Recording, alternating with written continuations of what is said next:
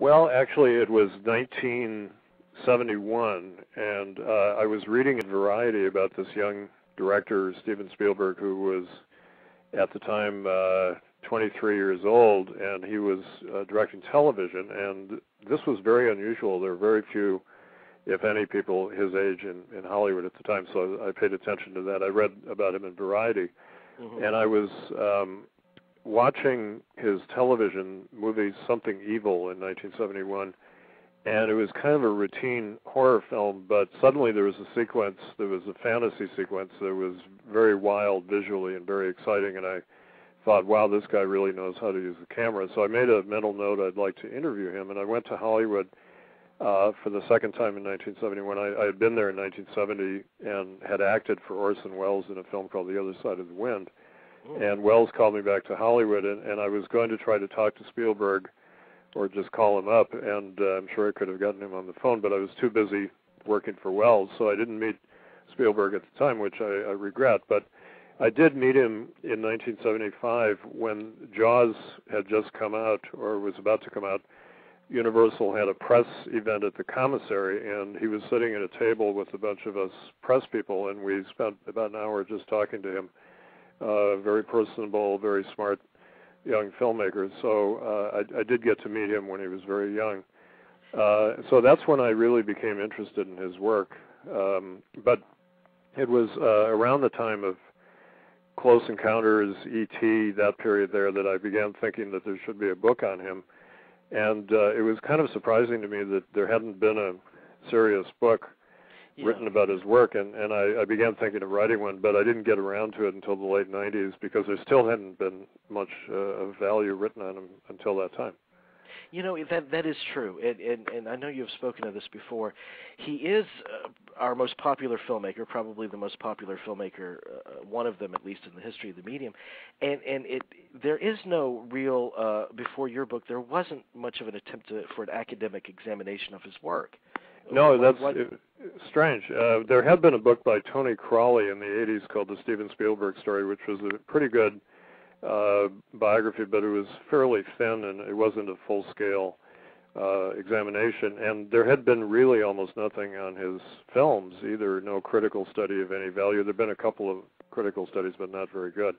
And it was really pretty shocking that he had been neglected to that extent. And academia, until just recently, has actually been very hostile to Spielberg, and times are changing, though. There was an academic conference on Spielberg last fall in England that I went to. It was the first ever academic conference on Spielberg, which was kind of amazing.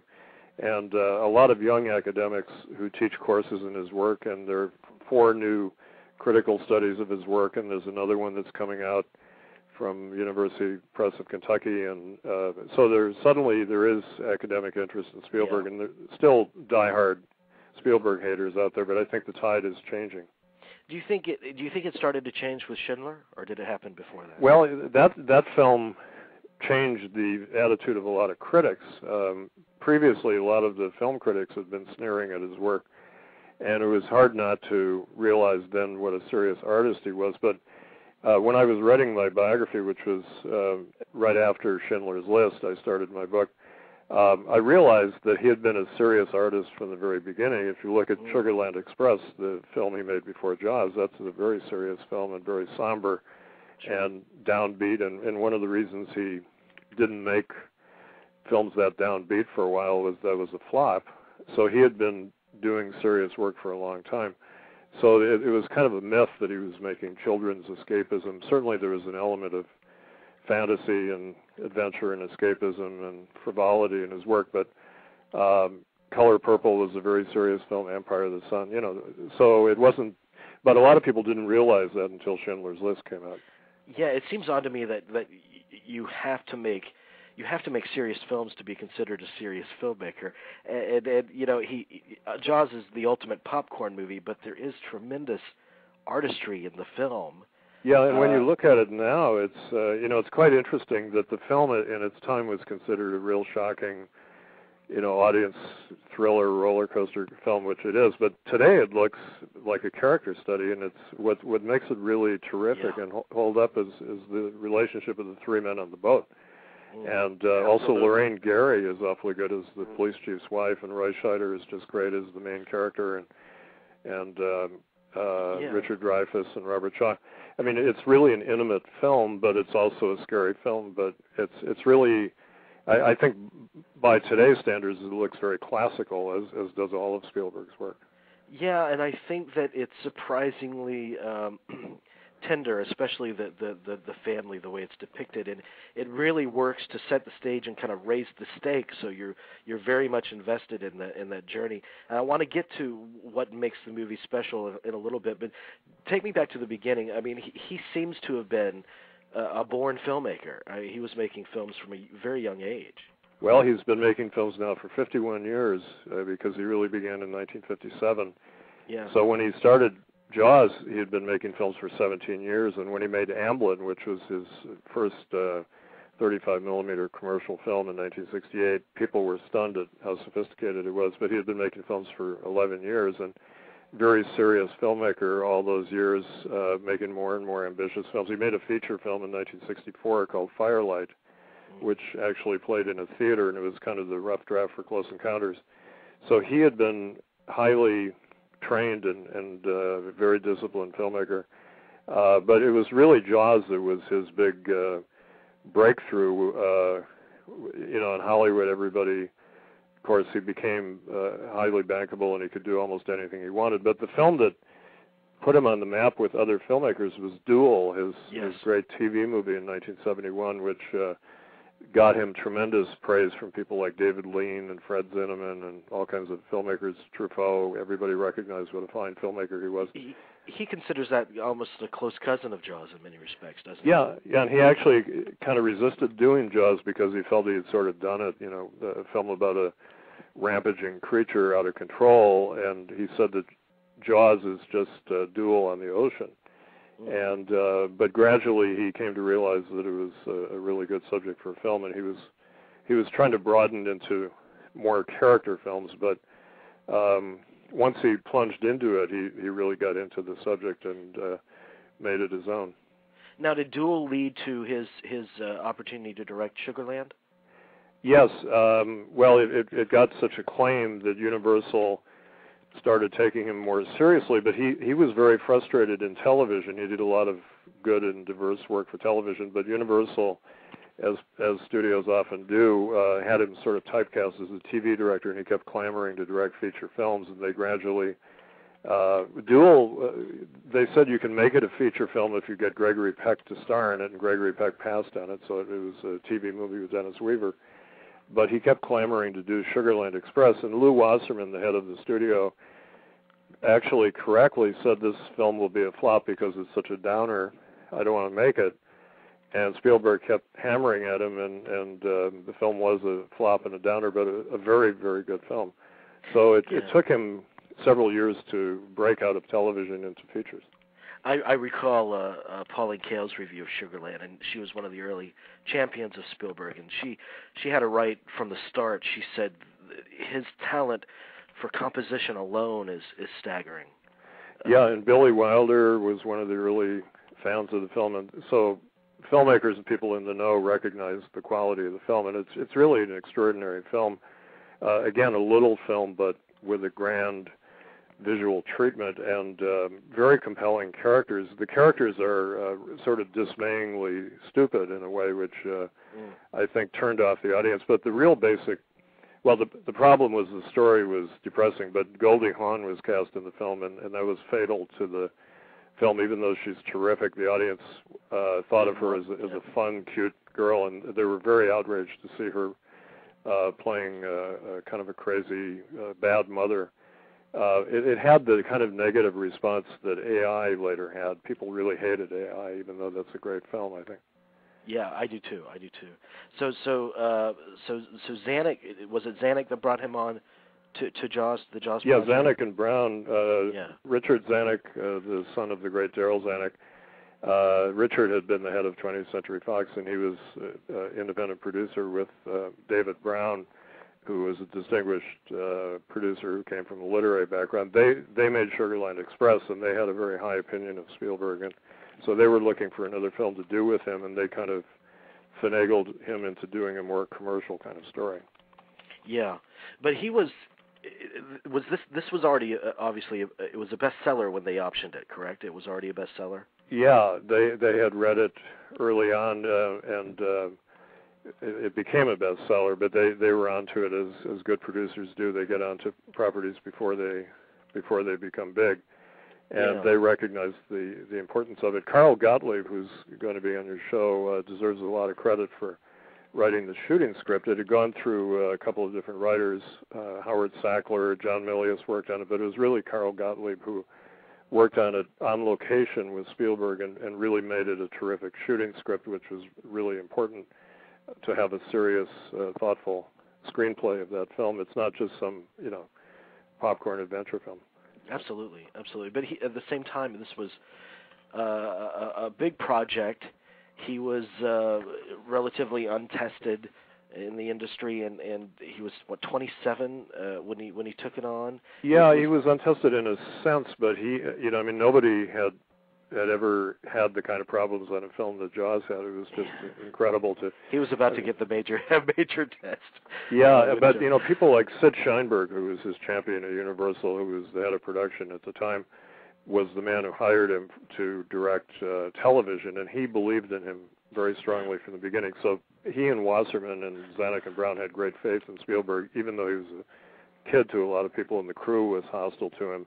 Yeah, I was going to ask about the animosity or any kind of resistance that he received. Yeah, the smarter, older hands in Hollywood understood that this guy was really good, but for a lot of the crew was older in those days, and they would come on the set and look at this hotshot young guy and have this sort of instant hostility.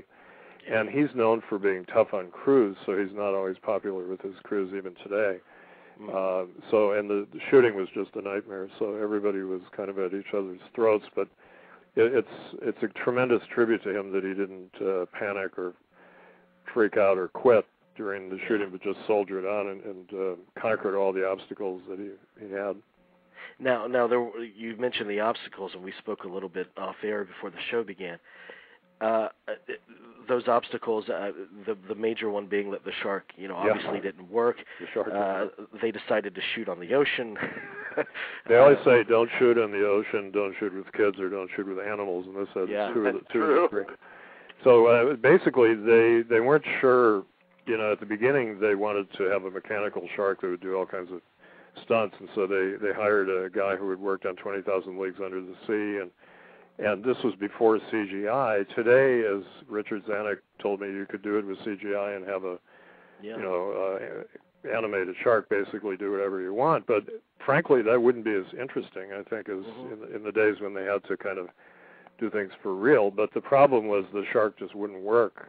They were asking it to do things that were difficult, and there were some problems with the building of it. It turned out that the big stunt in the film the shark was supposed to do was jump on the boat at the end of the film and attack Robert Shaw.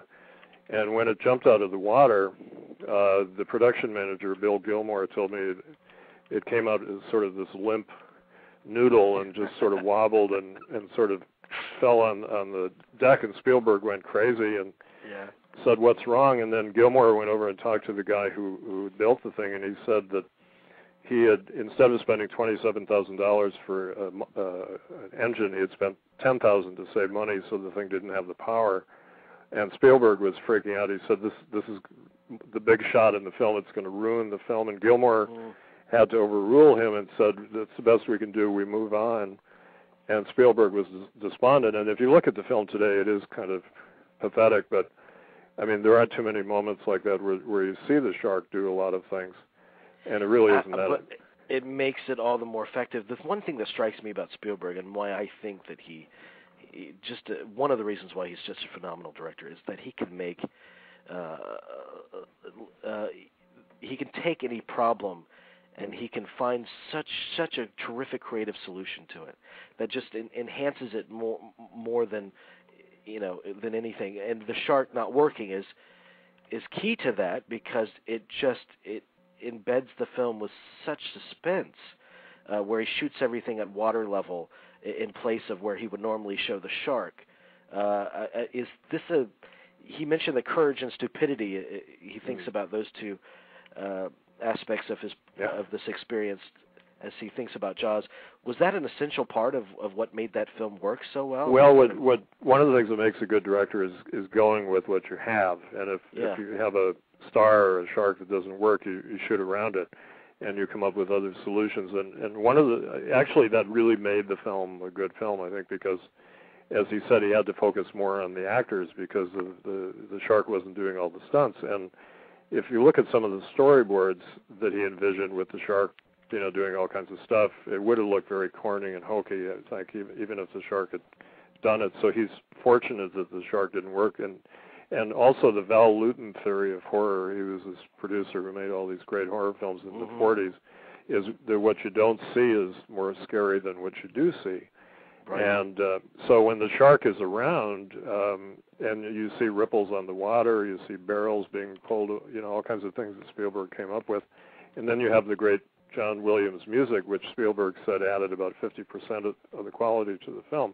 It's much scarier than it would be to see some creature, right in your face. And today in films, they've kind of forgotten that thing, and everything is grand guignol and special effects and explosions, and so Jaws actually looks like a very subtle Ozu film by comparison with a lot of the stuff that's being done today. Who would have thought? Huh?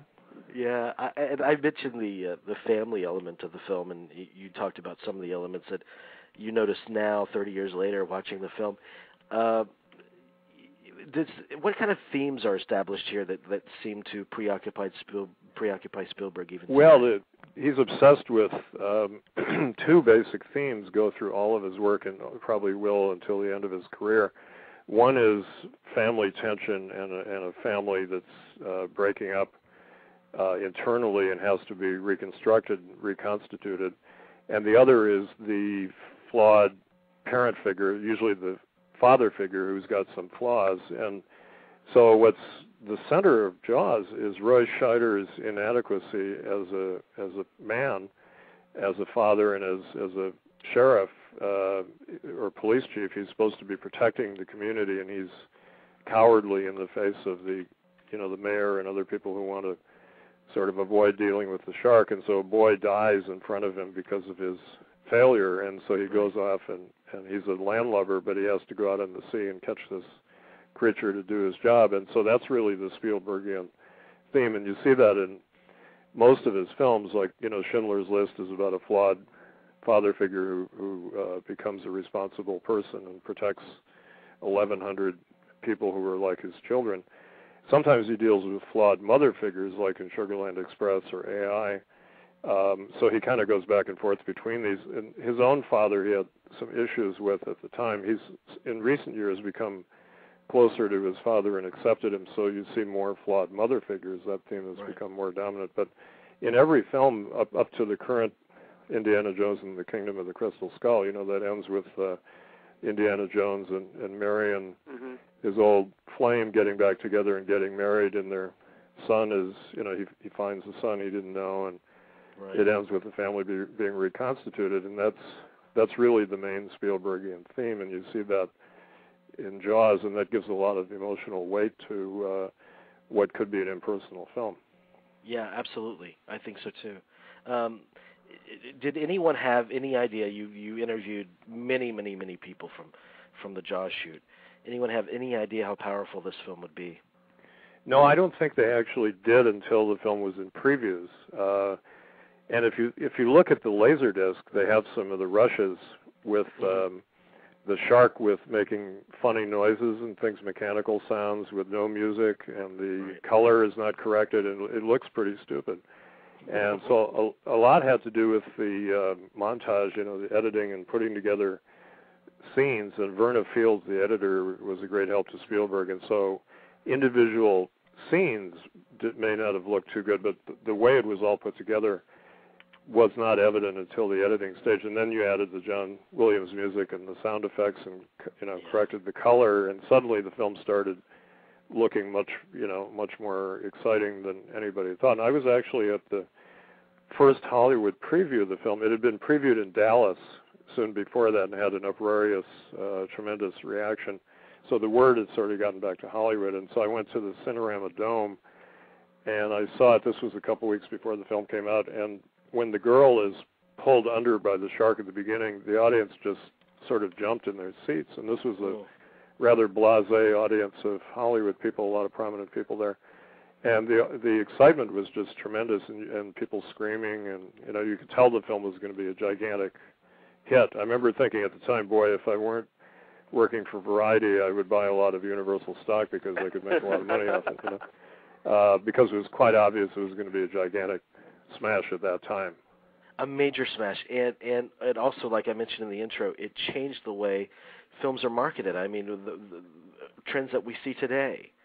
Well, yeah, it's credited or blamed, depending on your point of view, with the whole blockbuster syndrome, but there are some things that are qualifiers about that. The Godfather was a huge blockbuster before that, and so was The Exorcist. So the bar had been rising. But Jaws sort of, it broke box office records, and it was this national phenomenon, world phenomenon. I mean, even Fidel Castro was a fan of Jaws. They pirated Prince, and he said it was a Marxist attack on capitalism, which it kind of is, Yeah. But Jaws actually only opened in less than 500 theaters, and people sometimes make the mistake of saying it was the first saturation release. In fact, it was not. When they realized the film was going to be a big hit, they pulled back the number of theaters, because in those days, saturation releases of 1,000 theaters or so were usually reserved for crappy films that they were going to dump onto the market and make a quick buck off. But they trusted in Jaws building and the word of mouth spreading, but it just, from day to day and week to week, it kept doing more and more business. And Spielberg made over $1 million himself off the film, and Universal was going to cheat him out of part of his profits, and he made a fuss, and they rewrote his deal. He didn't have a very good deal going in, and they actually gave him $1 million as a reward. He felt he should have gotten about $3 million, because Richard Zanuck told me that he made something like, I think it was $40 million personally off the film. This is back in the days when $1 million meant something. And he said he made more money off that film than his father, Darryl F. Zanuck, made in his entire career in Hollywood. Wow. So it changed the way films were looked at in terms of marketing. And also the film was, there were cartoons, editorial cartoons. Everybody was doing Jaws jokes. There were Jaws products. And, it became this national phenomenon in the summer of 1975. And that was kind of a new thing. And maybe even today, Gone with the Wind might have been like that, Yeah, even today, we're going to discuss this later with the Shark is Still Working crew and some others. You see Jaws Fests, they're yearly events where Jaws fanatics get together. I mean, it's still such a part of the culture, just an enduring part of the culture. In the canon, in the scope of Spielberg's career and his canon, what place does Jaws have? Well, I think, everybody has their own favorite Spielberg films. My personal favorite is still Close Encounters, which I think is a great, wonderful film, and it's a film only Spielberg could have made. I think it's his most personal fantasy, and expresses all of his special feelings that are his alone, and it's just a glorious, joyous film. Schindler's List is a very great film. Maybe Martin Scorsese or Roman Polanski could have made a Schindler's List of equal quality, but they were almost going to. Scorsese, yeah. And also Kubrick was also going to make one too, but then after watching Schindler's List, he said, "I can't do it." Well, actually, Scorsese was going to direct Schindler's List, I think, and Spielberg had Cape Fear, and I think they switched or something. Wow. Well, Spielberg for a while was trying to pass it off to other people because he was kind of afraid of it. And he offered it to Polanski, who actually had been part of the Krakow ghetto when the Nazis attacked the ghetto. He was a child, and he was there, and he didn't want to deal with it. Later, he made The Pianist when he finally could deal with it. But Scorsese was going to direct it for a while. So I think those are his two really great films. I think AI is right up there in that quality hierarchy. I think it's a deeply moving and deeply disturbing film. It is. I agree with you 100% there, because it's the ending. It's such a conflicted view. People say it's a happy ending. I personally think it's a very depressing ending of a film, but there are people who think it's like, the standard Spielberg happy ending, and I have to tell people, no, it's not. There's nothing happy about that ending. My son said it's the most depressing movie of all time because it shows the destruction or the end of the human race. And the ending is very beautiful and moving, but it's a fantasy, and the mother is dying. That's right. And the child is dying. I mean, it's sort of a vision of one's death, and the death of the human race. So I mean, it's very depressing. But I go to movies for moving experiences, and I don't particularly mind if I get depressed if it's true and good. Bergman films are depressing, but they're great. Exactly. But Jaws is kind of a romp in a way. I mean, it's sort of a tremendous adventure. It has its moments of deep dread, which I guess is part of what makes people care about it as much, because it gets us in the gut. Right. And a lot of people said they couldn't go in the water anymore, just like people said they couldn't take showers after seeing Psycho. And I didn't have that reaction, but I just thought it was a tremendous piece of filmmaking.